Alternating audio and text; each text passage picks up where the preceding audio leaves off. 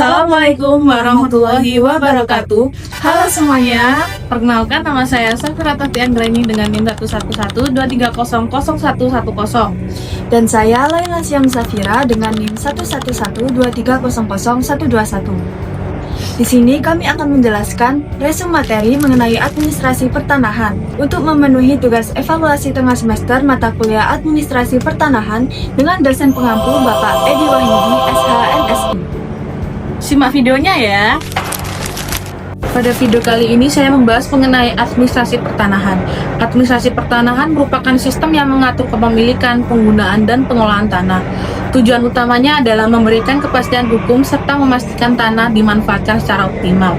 Dalam pelaksanaannya, administrasi pertanahan mencakup beberapa komponen seperti pendaftaran tanah, pengelolaan data, regulasi dan kebijakan, penyelesaian sengketa, serta pemanfaatan dan pengembangan tanah.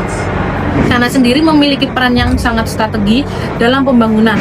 Tanah menjadi aset ekonomi, faktor produksi dalam pertanian dan industri, serta ruang dan pembangunan infrastruktur dan perumahan. Selain itu, tanah juga memiliki nilai sosial, budaya, dan lingkungan. Selanjutnya membahas mengenai hukum agraria nasional. Hukum agraria nasional berlandaskan pada Undang-Undang Pokok Agraria atau UUPA tahun 1960. Hukum ini mengatur hubungan antara manusia dengan tanah dan sumber daya alam lainnya. Di dalamnya diatur sebagai hak atas tanah seperti hak milik, hak guna usaha, hak guna bangunan, dan hak pakai. Selain itu, hukum agraria juga menekankan pentingnya reforma agraria serta pengakuan terhadap hak masyarakat adat. Selanjutnya membahas mengenai kebijakan pertanahan di Indonesia. Kebijakan pertanahan adalah aturan dan strategi pemerintah dalam mengatur kepemilikan dan penggunaan tanah. Tujuannya adalah menciptakan kepastian hukum, pemerataan akses, dan mendukung pembangunan berkelanjutan. Kebijakan ini didasarkan pada berbagai peraturan seperti Undang-Undang Pokok Agraria tahun 1960, peraturan tentang pendaftaran tanah, serta kebijakan terbaru seperti Undang-Undang Cipta Kerja. Saat ini kebijakan pertanahan difokuskan pada digitalisasi, layanan seperti e-sertifikat, pembentukan bank tanah, serta pelaksanaan reforma agraria untuk pemerataan kepemilikan tanah. Namun, pelaksanaannya masih terdapat berbagai tantangan, seperti sengketa tanah, kurangnya transparansi, serta konflik antar masyarakat, pemerintah, dan pihak swasta. Selanjutnya, saya akan menjelaskan materi mengenai pendaftaran tanah, sistem informasi administrasi pertanahan, serta hak atas tanah dan peralihannya. Yang pertama, pendaftaran tanah. Pendaftaran tanah adalah serangkaian kegiatan administratif untuk mencatat hak atas tanah agar memberikan kepastian hukum kepada pemiliknya. Tujuannya adalah melindungi pemilik tanah dan mengurangi sengketa tanah. Dasar hukum di Indonesia diatur dalam Peraturan Pemerintah Nomor 24 Tahun 1997. Sistem pendaftaran tanah di Indonesia menggunakan sistem publikasi negatif dengan unsur positif.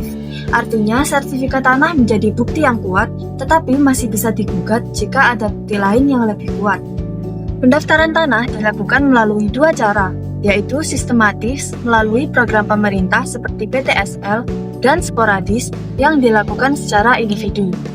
Proses pendaftaran tanah dimulai dari pengumpulan dokumen, lalu pengukuran dan pemetaan oleh BPN, kemudian pemeriksaan status hukum, pengumuman kepada publik, dan terakhir penerbitan sertifikat tanah.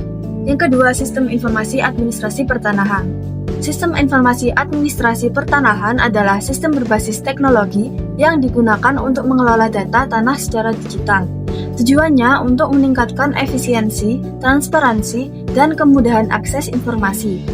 Digitalisasi pertanahan dilakukan untuk mempercepat layanan, mengurangi sengketa, dan meningkatkan keterbukaan informasi bagi masyarakat.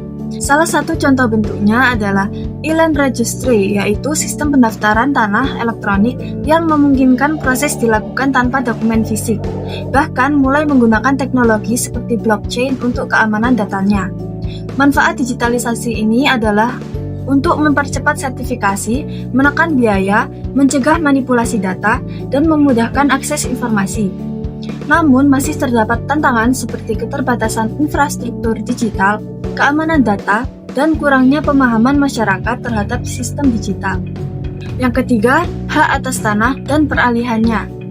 Hak atas tanah adalah kewenangan hukum yang diberikan kepada individu atau badan hukum untuk menguasai dan menggunakan tanah sesuai aturan yang berlaku. Di Indonesia, hal ini diatur dalam Undang-Undang Pokok Agraria tahun 1960. Jenis hak atas tanah meliputi hak milik sebagai hak penuh, hak guna usaha untuk kegiatan pertanian atau perkebunan dalam jangka waktu tertentu, dan hak pakai untuk menggunakan tanah milik negara atau pihak lain. Hak atas tanah dapat dialihkan melalui jual beli, hibah, warisan atau tukar-menukar.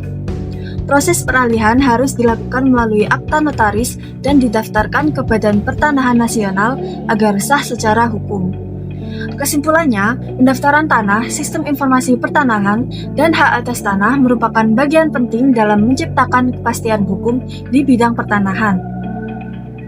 Digitalisasi juga menjadi langkah penting untuk meningkatkan efisiensi dan transparansi layanan. Sekian penjelasan materi resume dari kami. Terima kasih sudah menonton. Wassalamualaikum warahmatullahi wabarakatuh. Sekian dari materi kami. Terima kasih. Assalamualaikum.